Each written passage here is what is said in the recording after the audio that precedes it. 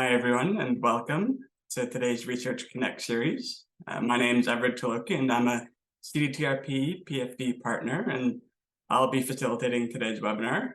I think I see a few familiar names on the call, but for those who haven't met me, I'm a heart transplant recipient, and in my day job, I'm fortunate to work at Canadian Blood Services as part of their organ and tissue donation and transplantation team. And it's kind of nice because it allows me to give back to the community that saved my life. I'd like to open today by acknowledging that the CDTRP is hosted by the University of Alberta, which is located on Treaty 6 territory, a traditional gathering place for Indigenous peoples, including the Cree, Blackfoot, Métis, Nakota Sioux, Iroquois, Dene, Ojibwe, Saulteaux, Anishinaabe, Inuit, and many others whose histories, languages, and cultures continue to influence our vibrant community. Right now, I'm based in Ottawa, which is the traditional unceded territory of the Anishinaabe, and I encourage you to take a moment to share your land acknowledgement in the chat.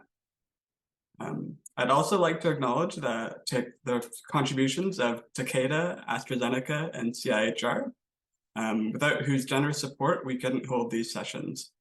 And so before we really get into it today, I'd like to just quickly pass it over to Erica for some general CDTRP updates.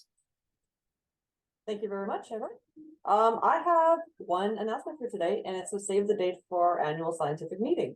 So this year's annual scientific meeting will be held in a hybrid format with the in-person component in Montreal, Quebec. The dates are December 5th to 7th.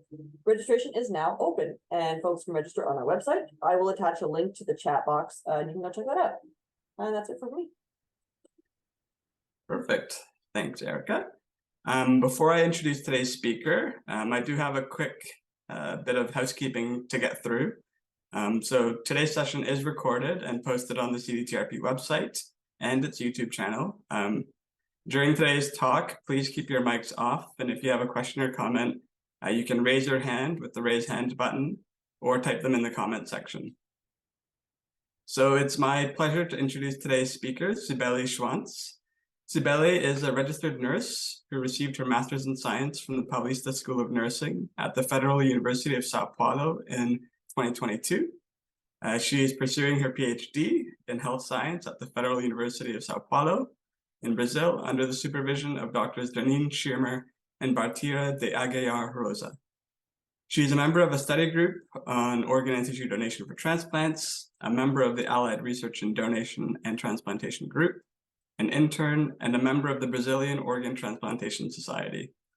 So welcome, Sibele. We're all really excited to hear from you today, and so over to you. Thank you, everyone. I'm going to share my screen. Here. Yeah. So thank you all for the opportunity to share this our research results here. It's a pleasure, and so thank you for the introduction too. And I'm going to share with you about the package validation for the safe transportation for organs and tissues for transplants. And to start, let me see. Okay. This research is part of a huge production research project that we had. It's conducted in partnership with the São Rafael Cold Storage Rooms, an enterprise here for São Paulo, and also the Institute of Food Technology under the federal government of São Paulo. Of course, from our university, the Federal University of São Paulo, this study group of organ and tissue donation for transplants, and the Mauá Institute of Technology. This research is funded by the Ministry of Science, Technology, and Innovation of Brazil. And it's only possible because we have this huge group working together and have different specialties from this entire, all these institutions.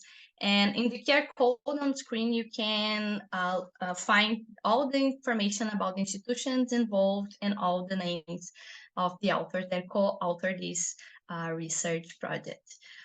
So today I'm going to share with you some about this project, some background about our system of transplant here in Brazil, also the objective and the method that we developed for this research, some of the results, conclusion, and some following steps that we are going to take for the following months. So the background of this research, just to share with you, in case of you don't know or remember, in case you know, here in Brazil, we have our health authority under the federal government, and we responded the Ministry of Health. And here we have the health public program, and our national transplant system is under this health public program. Our transplant activity is over 90% public funding, so it's a very interesting, very important to us to develop research, understanding that this transplantation program is in a public funding. Also, we have the Brazilian Health Regulatory Agency, who helps and works together with National Transplant System to provide all the information, regulatory and fiscalizatory aspects about the transplant organ donation and transplantation activity here in Brazil. Also, just highlighting that we have our transplantation law that was updated in 2017 and other regulatory aspects that are made by Federal Council of Medicine or the Federal Council of Nursing. And an important aspect that we have here in Brazil is the organ donation only occurs after the brain death. So we have the possibility of tissue donation after circulatory death, but it's important to highlight that only after the death communication, the family interview happens, and our donation only happens after the consent.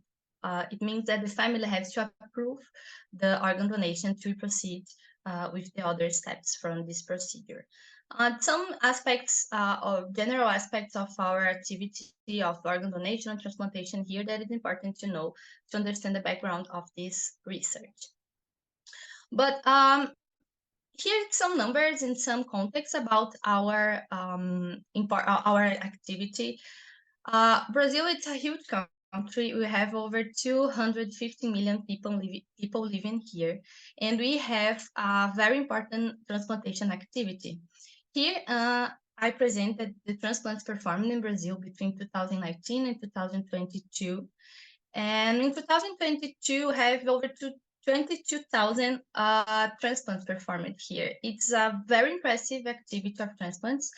After the COVID, we have a decrease of these numbers, and it is expected that this year we have the full recovery. But it's interesting to see that we have a lot of transplants happening here. And all these in public funding, we have public and private hospitals here, but all the transplantation activity responds to the health system, the unified health system. But we have a lot of transplant activity, but we still have a lot of people waiting for this procedure. So the waiting list of organs and cornea continue to increase.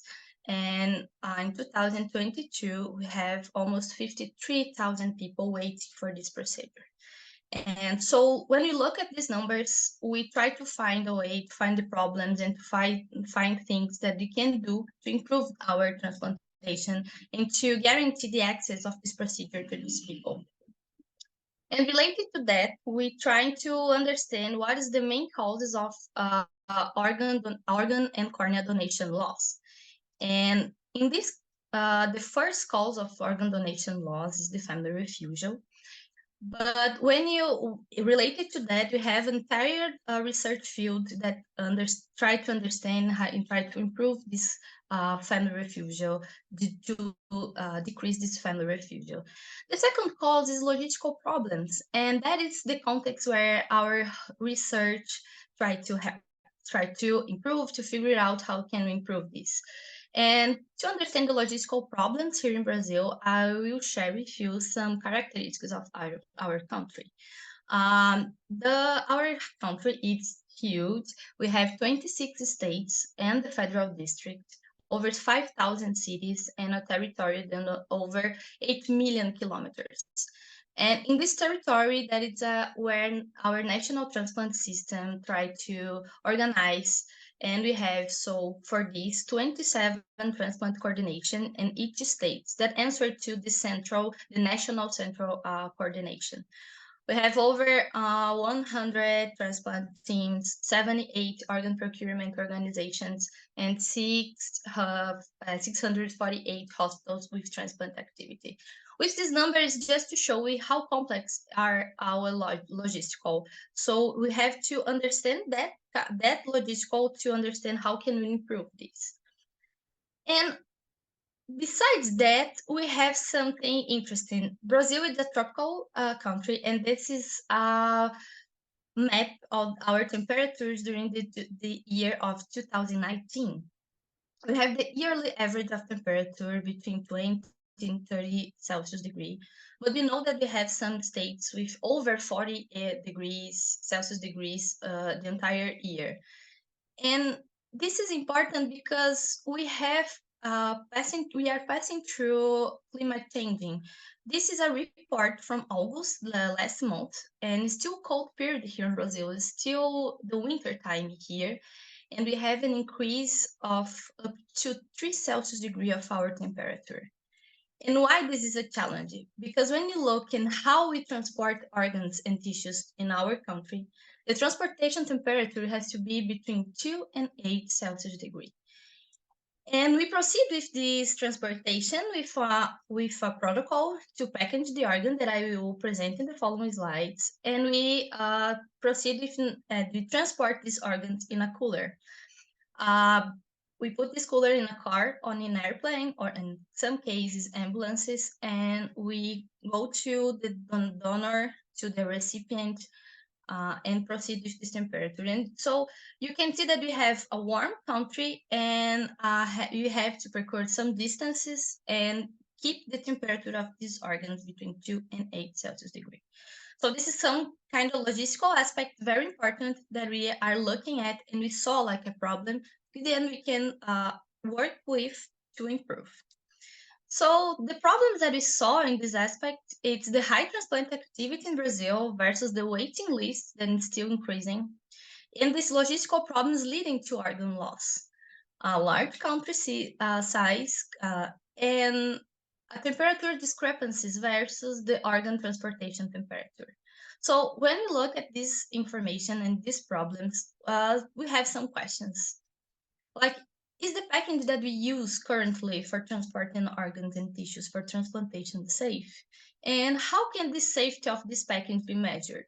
And this was the questions that made us start with this research project. So the first objective of this research is to validate the package for transporting organs and tissues for transplants. But to start the validation of this, we first think about how we can test this method of validation, because we don't have anyone ready for only replicate. We must create this validation method. So the first step is to test this validation method. And when we look at the way that we transport organs today, we think that we can improve this cooler that we use today. And we develop a new package for this safe transport of organs and tissues for transplants. But to arrive in this moment, we still have to test this validation method. And that's we have done, and I'm going to share with you the method that we developed and also some results. Just we have already published an editorial about this technological innovation that we are proposing, and also the validation method. So about the method, here I brought the big picture, and then I will detail every step that we take. So how can the safety of this package be measured? We know that we perform transplants here in Brazil, and the transplant works. We have a lot of activity and a historical of this transplantation activity. So we developed a case control study adapted because we want to understand better what happened with organs inside this box, inside this cooler, and during the transportation. So we are using right now surgery of organ and tissue retrieval for Landra's pigs and some using the same process of organ and tissue retrieval for humans. The data collection is made during the preoperative and the intraoperative phase, as well as during and after the transportation of the pig organs through a simulated circuit. We performed 2 pilot tests to validate this method that we developed. And then in the following months, we are going to proceed with 13 case control experiments. We have over 50 researchers, including undergraduate students, include in this research, because we know that it's an opportunity to improve not only understanding about the transport of organs, but also our clinical practice. This research was approved by the Ethics Committee of the use of animals in research here in our university. So, looking in detail of our method, we look at some specific variables that we are looking to understand. We understand that it's important to see how the organs, what happened with the organs during this transportation. And we proceed with the organ procurement experimental surgery that are held in our laboratory of operative technique and experimental surgery in our university. And we are measuring temperature, looking at the organ microscopy, histological and microbiological analysis, and also improving our cleaning and disinfection protocol. Basically, we start with the retrieval surgery and proceed with the organ perfusion, and here we proceed with the first data collection. After that, we do the packaging as the protocol of there's in our law, the transportation of these organs, and the return of the laboratory. And in this moment, we have the data collection, the second phase of our data collection. In our results, the comparison between these 2 moments and what happened in the organs with the organs in these 2 different moments. So in the preoperative phase, we start looking at the operating room. We prepare materials at surgical instruments, preservation solution, the research team, the instruments of data collection, the organization and team position. Then we start with the pig preparation, with the reception of the animal, the anesthesia protocol, the surgical position. All of that passed by our ethical committee to respect our animal that we are using here in this research. And then we start with the first data collection that we apply the cleaning and disinfection protocol developed, and then we proceed with the swab samples from the bottom of the box to the lid.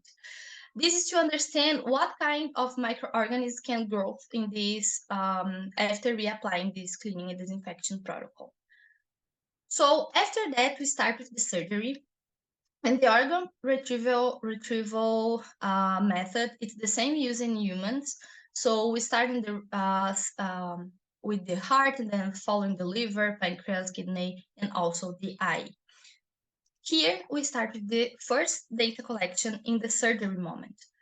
We start looking at the microscopy of these organs. We developed some instruments to evaluate these organs the right moment that they are take off of the pig.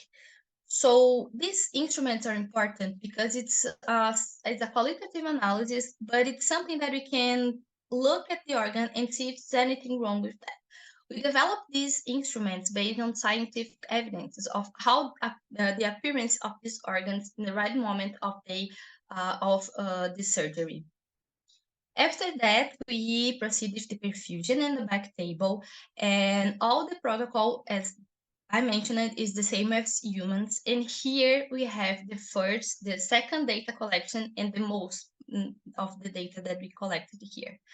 We first took some measurements of each organ, and after that, we measured the temperature. The temperature is taken by 2 thermometers. 2 times inside the organ, and then the superficial thermometer. After that, we still applying this macroscopic evaluation in our instruments, and then we take a sample of the organ to proceed with histological analysis. After that, we follow the packing protocol that we have here in Brazil. We start with the organ and the preservation solution in a sterile plastic bag. After that, we put this first plastic bag with the organ in the saline solution in the second sterile plastic bag. After that, in these two plastic bags, we put with some ice or freezing saline solution in the third sterile plastic bag. And all this packaging we put with some ice in the cooler that we made the transportation. The transportation starts, so we put this cooler inside a car, and during 1 hour, this car percurs threaded here in the city. After that, we return to the laboratory, stay there for another 1 hour. Here we have other data collection during the percourse to understand if anything goes wrong, the temperature in the weather, the moment of the transportation. We register everything that happened during the transportation. So in the return to the lab, we go back to the back table, and each organ, once at a time, pass by another data collection related to the temperature the same way, 2 times, 2 thermometers inside the organ, the superficial thermometer. We apply again this macroscopic analysis to the instrument of macroscopic analysis, and also collect another sample to histological analysis. We take off all the ice and another swab samples from the bottom of the box to the lid is taken to this moment, in this moment. And the finalization, we proceed with the proper disposal of the animals and the organization of the room and materials. So this is our entire method. Every step follows this protocol that we developed. And these 2 pilot tests is to understand that if this method it's able to validate and brings information to us to validate this transportation method. So I'm going to share some results, and just to know, the temperature and the organ microscopy variables are from quantitative analysis using descriptive statistics, and the histological analysis, the data collection and sample processing was made by the Department of Morphology and Genetics, Histology and Structural Biology from our university. And the microbiological analysis, the sample processing is made by the Central Laboratory of São Paulo Hospital, the University Hospital of Unifesp. So it's a huge partnership in this project to have all this data processed correctly. So regarding the temperature, we saw different behaviors in these 2 experiments, in these 2 pilot tests. In the first one, we have higher temperatures in the first moment, right when we just take off the thoracoabdominal cavity.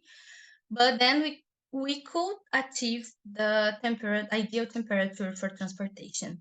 In the second, we control more variables, and then we achieve better results in this related to the temperature of transportation of these organs.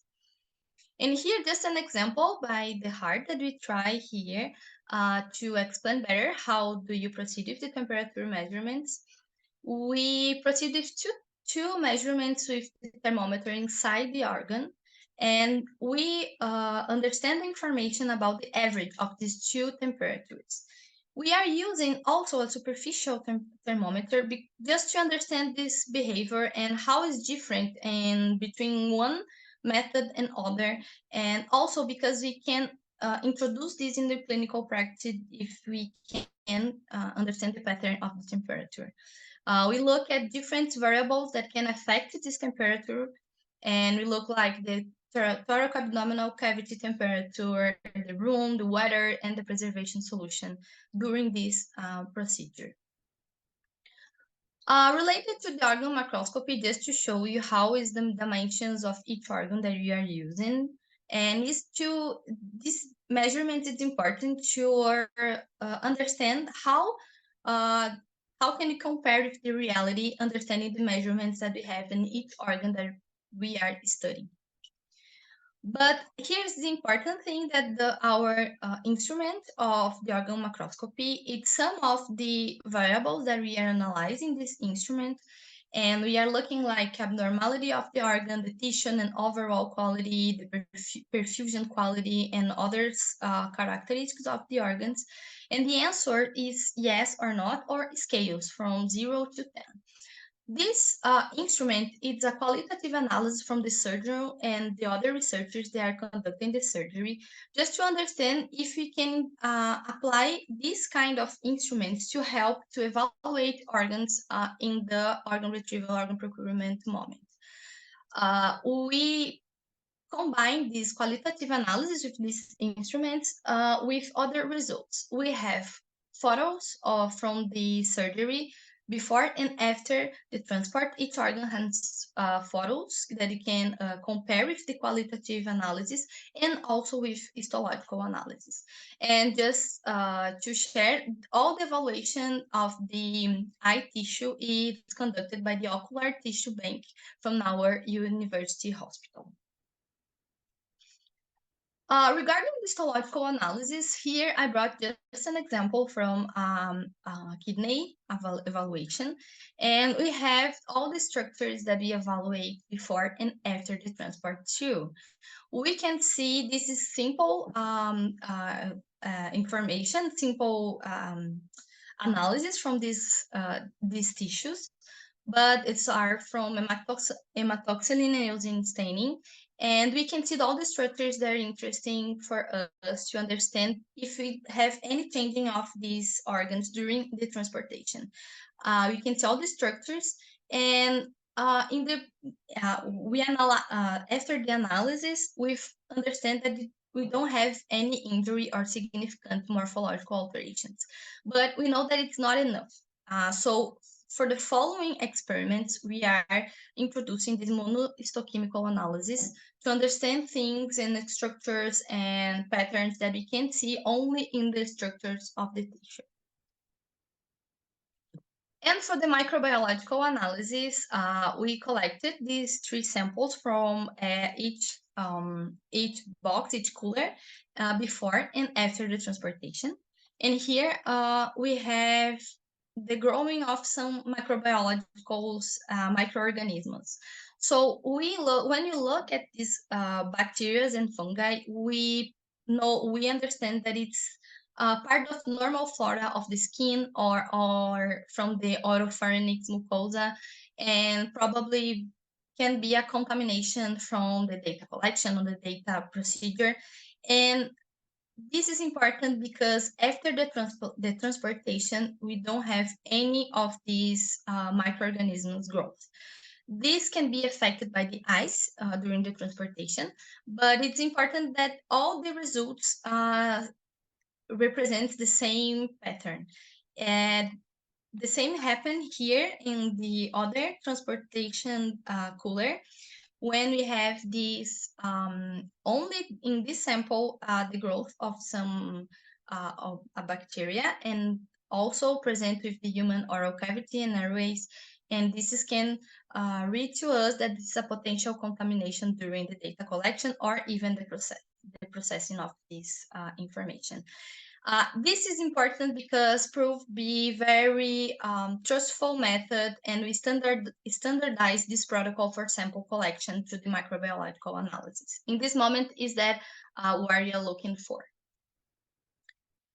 So here I brought some photos of our team during the experimental surgeries.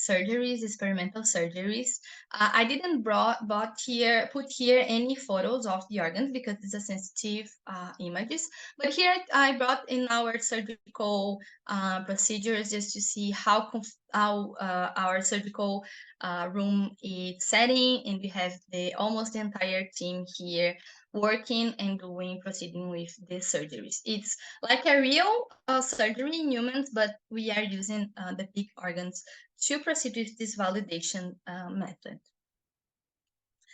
And from some conclusion, in these 2 pilot tests, we have the temperature measurement methods can effectively monitor the temperature patterns in the study organs.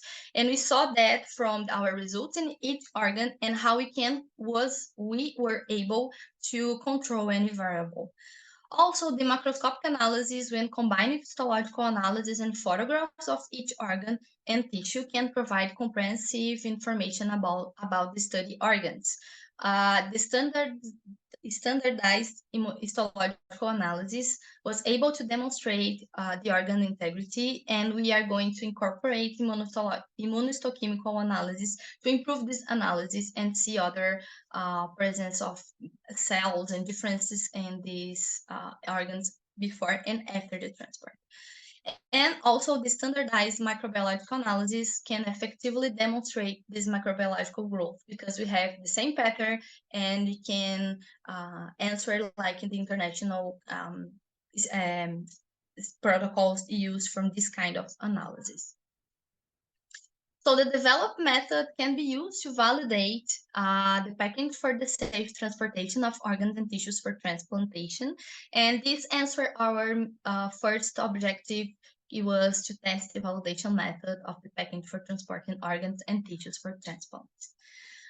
So the next steps now is to publish these results regarding every variable that we are studying. And also this will be part of PhD master's thesis from our colleagues and researchers.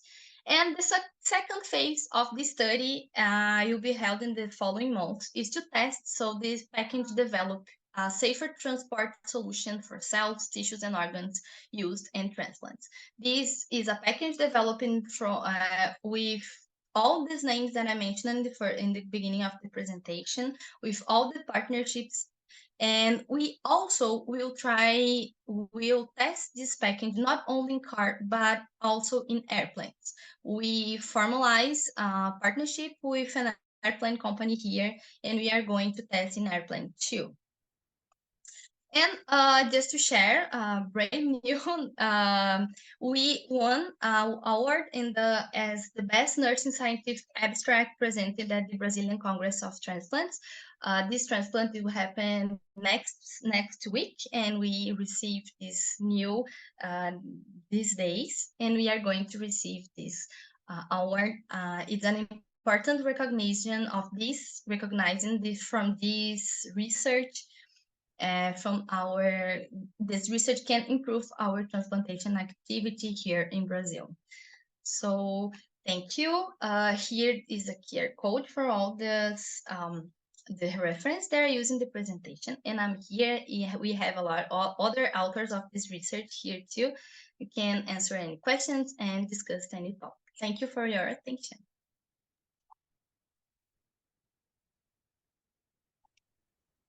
Excellent. Thank you for that, Sibele. I think I'll give everybody a minute or two just to formulate their questions, but maybe what I'll do is I'll get started with a question of my own. And so one of my questions is around maybe the longer term view of this work. And I wonder, would you ever consider looking at expanding the model so that you'd transplant the organs and tissues into another pig and actually assess their efficacy in an in vivo sense? Because I see you've done all of the sort of ex vivo analysis, but I wondered about function. Yeah, the first moment is not included in our method because we understand that we have this transportation method used abroad. We use the transport of organs in these coolers with ice. If we saw in our analysis when we replicate this method that it is some differences between the quality of the organ during the transportation, yeah, I think that this can be a very important step that we can try in this moment. The first moment is not the thing because we really use this method to transplant and it works. We are looking to improve and prove also that it's not anything happen with these organs. So in the first moment, no, but depends of which results we can achieve from this analysis. Yeah, that makes sense. I don't see any questions in the chat at the moment, but if anybody, oh, there's Jillian. Jillian, do you want to turn on your camera and unmute? Sure. Let me put this. There we go. So one thing we've been coming up against here we're in BC in Canada. And something that's come up is Health Canada is asking for what happens if your cooler is exposed to these extreme temperatures. Like you said, you've got a lot of heat. We get the freezing cold winters too. So do you have plan to kind of expose them to extended times at different temperatures and see how that affects it? It's the first study that we are looking at the quality of these organs and what happened with these organs. To answer your question, I think that we should first understand what happened right now. I think that we can follow in this study, replicate this study in different environments, in higher temperatures, like here in these states that we have over 40 Celsius degree, and also in countries that we have negative temperatures. But first, we have the need to understand what happened with these organs inside the cooler, with ice and without ice. And this is the first step. I think that when depends of the results we have as the entire experimental surgeries, maybe we can, yes, put them to these different temperatures. It is important because we don't have even a pattern to compare. So we don't know what happens. We are discovering this behavior of these organs. So I think that is a very interesting idea. It's a very interesting, we have importances in proceed with these studies, but we have first understand the pattern that we already have. Thank you for your question. Thank you. I look forward to reading the papers.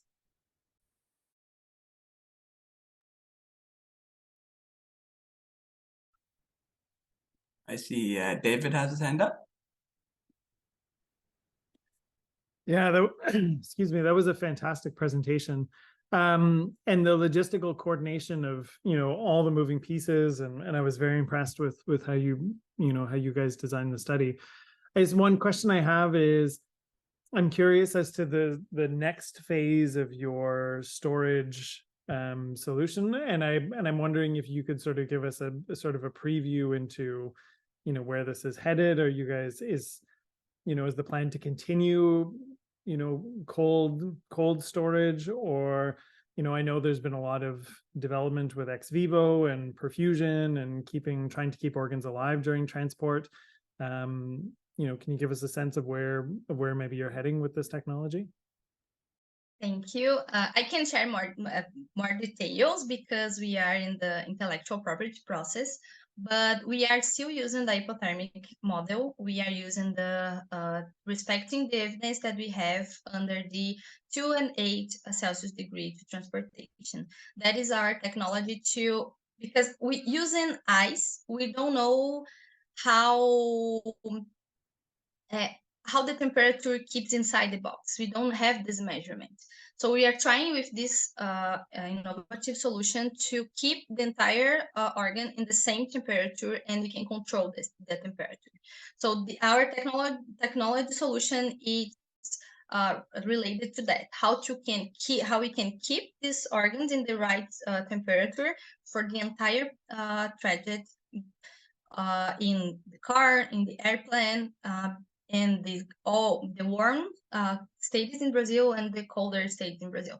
So I think that this is our solution. Unfortunately, I can't share more details because we have this aspect of intellectual property, but this is our solution. It's included the hypothermic. It's still in the hypothermic. It's not only in the normothermic or the same temperature. Thank you for asking. Great, thanks. Awesome. I see a question from Erica in the chat, and I think there might have been a slide that sort of discusses a little bit. It's speaking to the impact of this work potentially. So her question is, what percentage of organ transplantations are unsuccessful because of the heat in Brazil? Yeah, this is we don't have this data extremely because we never never looked at that, at this information before. We know the losses because of the problems of logistical problems, distances, but related specifically with the heat, we don't have this data. I think this study is so important to us because we will bring this information. You not bring this information, but will expose what really truly happened with these organs during the transportation. So I think that we have here Professor Bartira. I think she can help them also to answer these questions.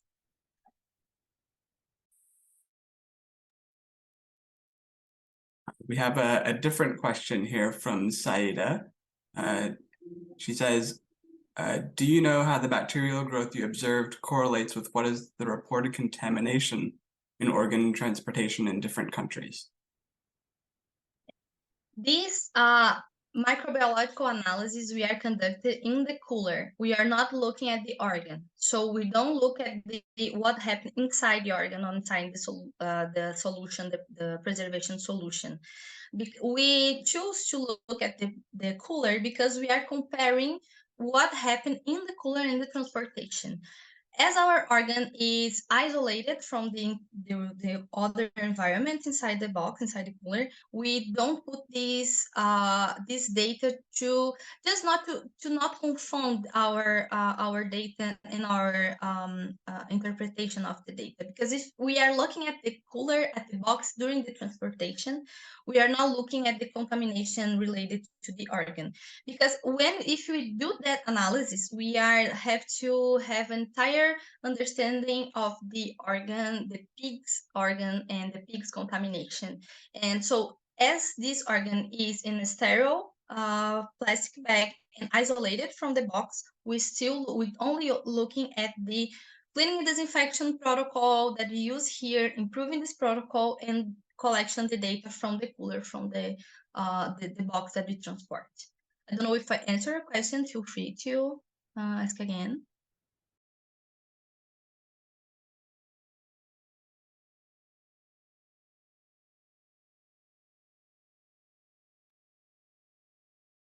Erica's got her hand up there. I have like a food for thought follow-up question based on this one. What kind of microorganisms do you not want to find when you do your samples? Yeah, we don't want to find like the kind of we have resistance with antibiotics. Sorry, my pronunciation. We don't have this kind of microorganisms that have resistance. We expect like we find an environment because the cooler is not sterile, it's just clean. But so this that we find in the environment, this one that we found in our study, but that one that has resistance, we don't want to find because that seems that it's contamination, difficult to treat, and we don't know how can impact in the transportation and the contamination of the organ. So this is the microorganism that we don't want to find. We expect not to find.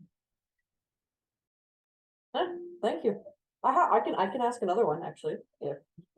Yeah, I think it's you mentioned that in Brazil there's a very large amount of people that need an organ transplant and there's a very large waiting list. Is it kind of common in the transplant world to get an organ from another country? Here in Brazil, we don't have these politics. We can do that with a bilateral accordance, but from the rule of our transplantation law, we don't proceed with this kind of change of countries, organ donation from countries. It's only inside of country and a very specific legislation for our country, inside our country. It's a huge country, so we have already some differences between states and some parts of the country that don't have the same access from other, and we are trying to figure out how can we improve this and guarantee access from these people. So insert another country in this discussion, probably you confound, you're difficult, and I think that we have to resolved here before. So here, until now, we don't have this kind of accordance. It's possible if some very specific aspect that they are in our legislation, but for like the rule, it's not like that. It's just inside the country. Don't know if I answer. Yeah, good. Thank you very much. Thank you. David's put another question here in the chat. David, did you want to speak to, or would you like me to read it out? Yeah, it's okay. I'm just more thinking about this, more a question, I guess, for the audience in terms of, whether anyone has any thoughts on what the logistics, like, is this a logistical challenge in Canada? Do we face the same kind of challenges?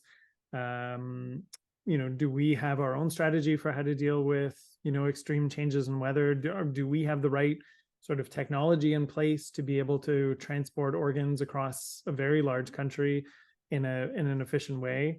And maybe my question to you, Everard, given CBS collects data and ships kidneys across the country, do we have data on how many organs we lose in transport and the logistics of that? What is our transport loss rate, I guess?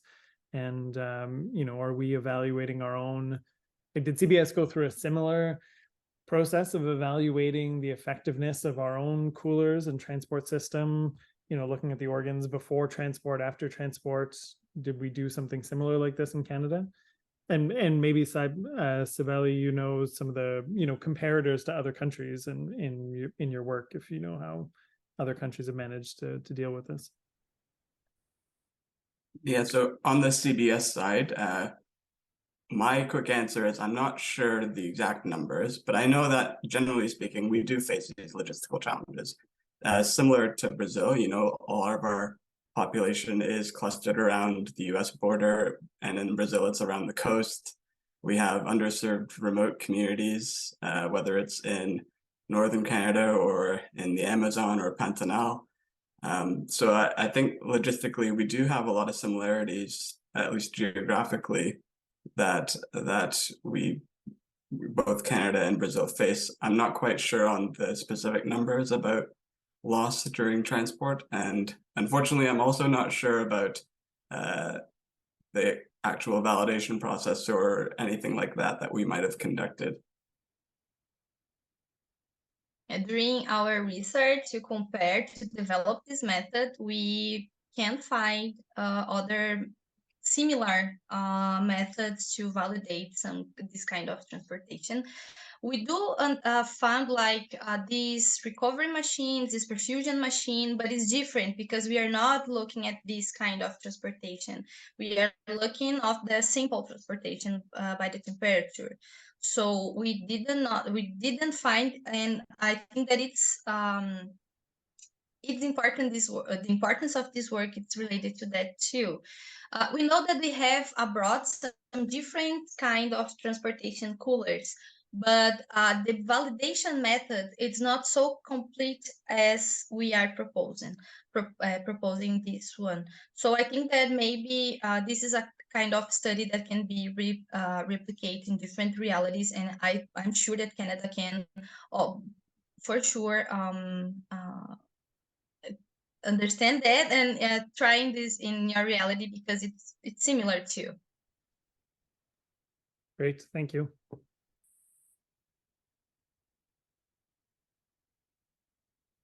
All right, Sean's got a question. He says, are you using off-the-shelf coolers as the standard shipping container, or the styrofoam insert style that is quite common in Canada?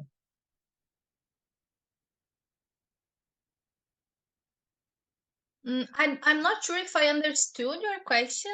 Well, I can show you. I actually have one. Don't ask how I have one, but I do have one.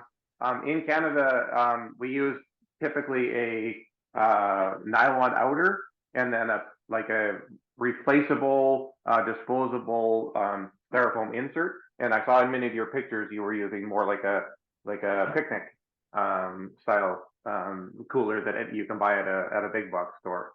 What is your standard in that respect? Oh yeah. So here we use like the domestic cooler, like you did simple, and we full with ice, just that. We don't have other differences in the package, this method of packaging each organ, that it's the difference. So related to this we kind, use just one, Sibele, just one. I put in chat. sorry. Awesome. Okay, yeah, perfect. Okay. I think that's No, that's perfect. Yeah, the Health Canada requires a lot of certification, recertification of each individual cooler that's going to be used, and that's why they go to this styrofoam container, because you can get the exact same model every single time. That's really just the basis of it. So you don't tend to see like a hard plastic-sided container in use here much. okay. Thank you for sharing. I'd just like to thank you again, Sibele, for presenting this work. You know, I think it's really important. We can learn a lot from each other, and we're excited to see where this work goes in the future. I think I'd like to thank everybody as well for the discussion today and for your questions and comments. If you do have any other suggestions or questions or comments, even suggested speakers, feel free to contact Erica. Erica, maybe if you want to put your email in the chat, maybe people can use that to contact you with their suggestions. But I think that's all for today, and thank you again.